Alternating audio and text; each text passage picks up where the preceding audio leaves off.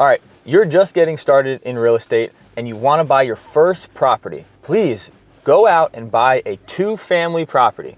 You can live in one unit and you can rent the other. And you can do that with 3.5% down. 3.5% down, FHA loan. You live in one unit and you can rent the other. You become a landlord overnight. The tenant is going to subsidize, if not pay, all of your mortgage for you. All you have to do is find a good, responsible tenant who's going to live next to you. If you buy in a good area, then that is not going to be a problem at all. Ideally, you want to buy a property that needs some work, not too much, but some work. Fix it up, make the property more valuable than it was when you purchased it. That's it. And then that's how you get started. Then you buy your next property with 20% down and all the investment strategies that we talk about, subject to owner finance, all that stuff. But first, buy your first property with 3.5% down, FHA, rent one side, live in the other. Live frugally and save your money. You save your money, you can buy another one.